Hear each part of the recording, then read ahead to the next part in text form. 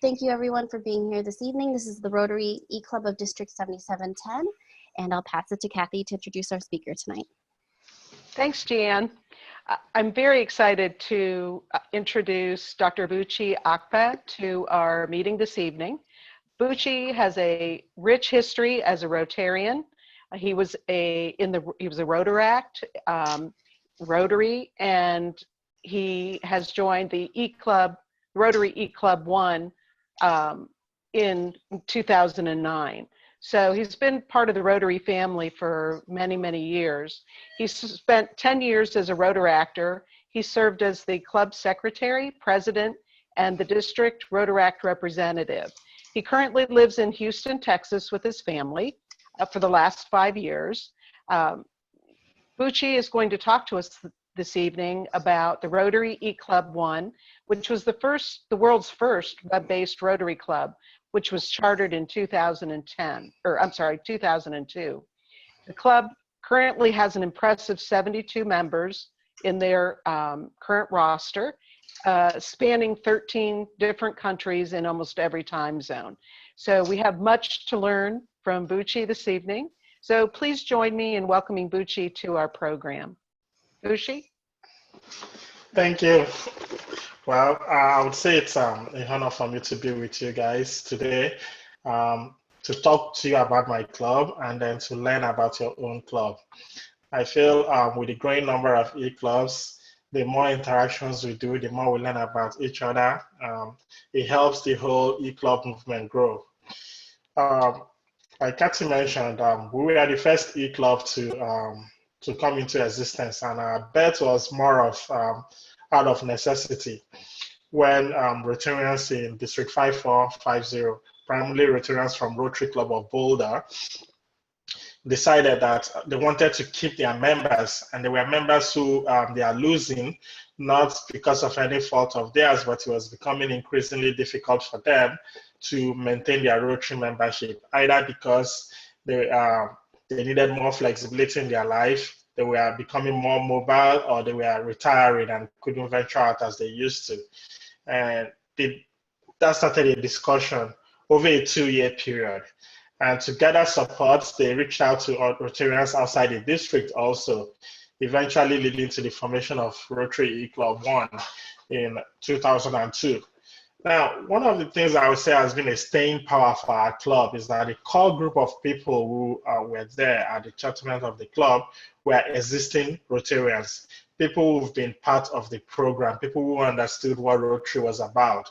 Not that it would have been different, not that it would have been not worked if you had people who didn't know about Rotary, but the emphasis was on making sure that everyone coming into the club understood that this was going to be a Rotary club like every other Rotary club, and that technology is just being used as a tool for facilitation.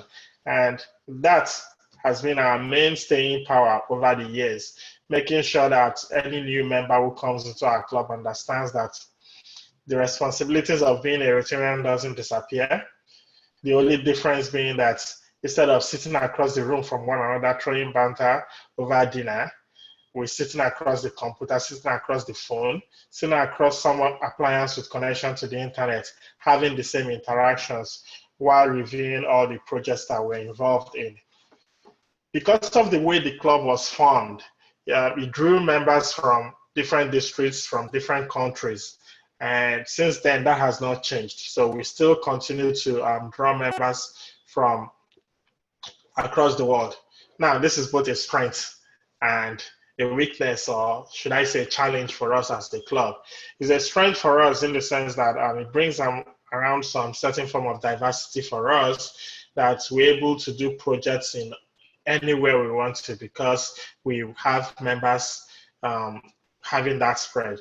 And becomes a challenge for us in that there are fewer occasions where we could say our members would come around the pub down the street to have some social, or we could have weekly real-time meetings just like you're having right now. Our meetings are usually in an asynchronous manner. It starts every Wednesday where we have a different member of the club leading the meeting for the week. The club doesn't determine what you get to talk about. You just bring it up, and then everyone comes in, chimes in over the next 7 days. So from Wednesday until the next Tuesday, you'll find some members coming back several times to contribute. You find yet others who contribute once and then they keep on reading. We know they are reading because we can track everyone on the website, and this all happens in our members only section. Now, the limitation with that is just like you have guests today attending your meetings, we have limitations on who we can invite to attend our meetings because it's in a secure area. So it means we would need to create a username and password for you, and after the meeting, deactivate that. But we don't get to do that so often. Now, how do we keep our members engaged? It really doesn't work that well for everybody. Not everybody is okay with just reading just words written down by other people and then replying and never getting to see them. So this is really a challenge for some people, and we've had some people come in and leave, and that would be the reason why they are leaving. We have exit interviews when we lose any member, when any member is going on their own. So we try to find out what did we do good, where could we improve, and that's how we know that this is challenging. So we usually try to ask our members that if you're bringing in someone, you be sure that they understand the meeting format, they understand the interaction format, and this is something that they are able to do. And when those referrals come to us from the district and from other Rotarians, we try to walk them through this process. Up until now, our requirements for meeting attendance has been 50% in line with Rotary's requirement, which means you attend at least 2 meetings in the month. We also have that requirement that if you're a member of the club, you have to do community work, and those community work has to be reported on a monthly basis. We have a minimum of 12 hours per quarter, 12 hours per quarter of community service. Yeah, but we require that reporting to be on a monthly basis. So, but we've been thinking about it over the last 1 year, because even though we have 72, which you find impressive, or which most people find impressive, to us, we don't, not that we don't appreciate our strength in numbers, but we don't find that impressive, and I would explain why. Our numbers fluctuated between 80 and 70 for the last 5 years. On the average year, we have at least 5 to 10 people joining the club. So what this means is that for every 1 member we gain, we're losing at least 1 or 2 members. And so this last year, our efforts have been focused more on membership retention, membership engagement, trying to figure out a way to keep people in when they come in, and not so much as focus on bringing more people in, but keeping those we have, figuring out all the things that the club needs to do better in order to make it possible for people to retain. Now, there are people who've lost who couldn't do anything about. For example, people who joined our club when they were very active, mobile, but now that they are settling down in one community, they decide they want to go to a Terra Club meeting. Obviously, these are people who still want to be connected with Rotary, but believe they could benefit from face-to-face meeting. Yet there are some other people who joined our club hoping that it would make Rotary a little bit easier for them in terms of they don't need to make any reports, they don't need to come to any meeting. And they find that it's not possible because we have these requirements. We keep reaching out to you in a way to let you know that you need to meet them. So what we've decided this last year is to move away from emphasis on the 50% attendance being strictly your attendance at the meeting to a point system where you have a minimum number of points you have to gain each month, each quarter, and through the year for us to say you engage with the club. And this point system takes into account if you're serving on a club committee, if you're engaged in any volunteer activity within your community, if you have any service project you're doing in the club, and then if you attend the meetings. We weight all this in different ways with heavy emphasis on giving more points to the service activities, just to be sure that those who come to us are still interested in Rotary's core purpose, which is service.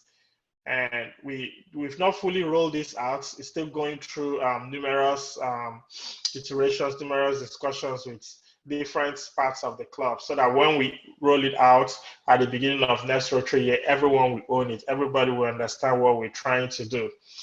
So over the years since 2002, we've evolved, and we continue to evolve.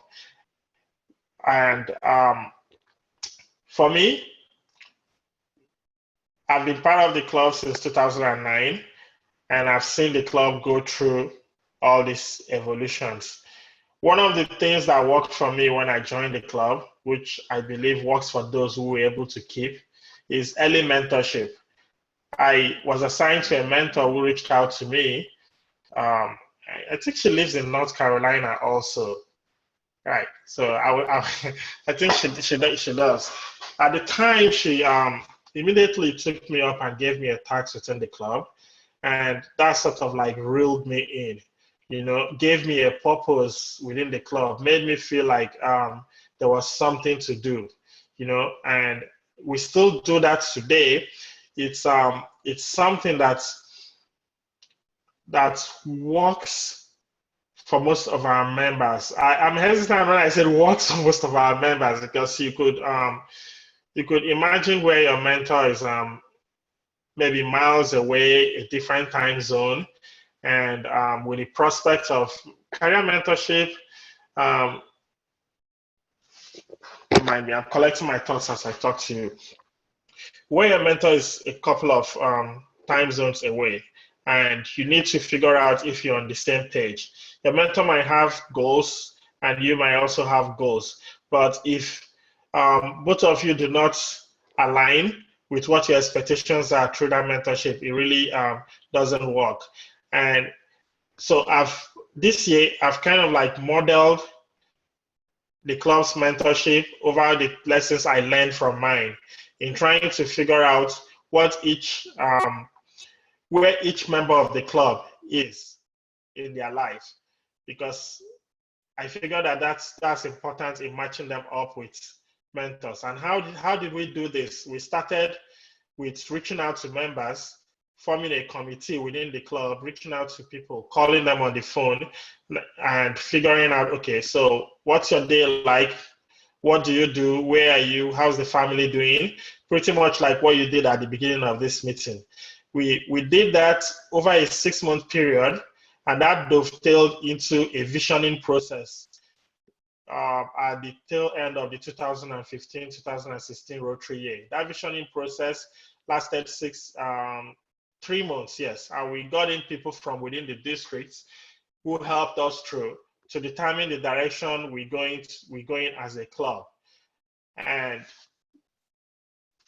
at the end of it all, we came up with the decision that our bylaws no longer work for us. We had to change that, and we had to bring in a lot more rules. And the point system I just spoke about, it's one of the things that came out of that visioning process. So now, as a club, we're on a journey of renewal. Yes, we're on a journey for renewal, because even though we're the first e-club, we feel like the movement is leaving us behind. We feel like there are more innovations that are coming on that we may not be aware of. And that the only way we can be aware of this and keep up with it is by interacting with other e-clubs out there, interacting with newer e-clubs out there, finding out, okay, what are other clubs doing? What are more recent e-clubs doing? Are they having similar problems like we're having in terms of retention? are they having similar challenges like we're having in terms of membership engagement? So, and so to do that, and which is why I was happy when your club reached out to me to come join you for today's meeting, because this presents one more opportunity for me as club president and as member of Rotary E-Club 1 to learn about what yet another club is doing and how that could help us in our movement. So back to our core purpose, which is service. We realize that because members are disconnected and are in different locations, that it's a challenge for us to have club projects. So we kind of have a structure where our projects are more of club-sponsored project versus club projects. What this means is that every member decides on what project that they are going to support. So we would have 72 little projects all over the world in different places. And to make sure that our members are able to carry out these projects that they're interested in, we have multiple grant streams to help them in doing this. One of the first of this is the community service grants, usually denominated out from 500 to 1500, where this grant is usually expected to be denominated in the community where that member resides. And we expect that the member will be involved in that project and not just channeling the funds from our club to some other entity. The other category of grants is the international or large grants. Now, this project doesn't need to be in the community where the member resides. It could be in any community anywhere. With the spread of our members, you know that the word international is used loosely here. It's mainly any grants that whose value is 2,500 or above. Now we have the youth-focused grants, which we use in supporting activities that focus on interactors, rotaractors, or any other youth group. And finally, we have the disaster relief grants. Now, this could be this doesn't need to be applied for by any member. The club could easily activate it if it comes to our attention that there's a disaster anywhere in the world that our club wants to help out. We usually don't go in immediately in the aftermath of immediately during the event. We wait during the recovery period and try to focus on those aspects of the recovery that other agencies would not have focused upon. So in such a way, we try to be sure that our members are doing what they are supposed to do with the support of the club. Now the question is, if we strictly meet online and we rarely have two members in the same location, how then do we do our fundraising efforts?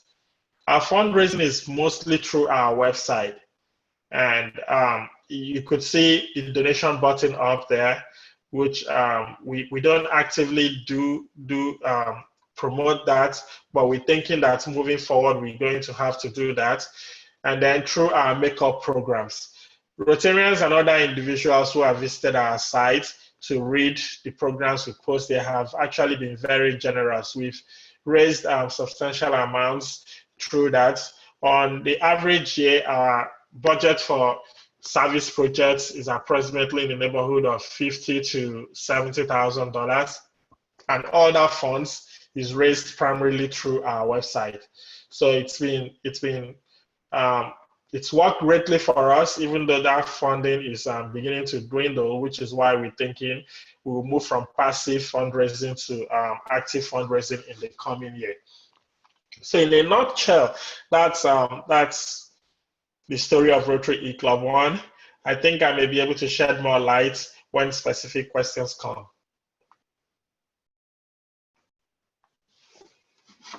Yes, thank you again so much for taking the time to speak with us. So we'll give it a second for everyone to, whoever wants to start asking questions to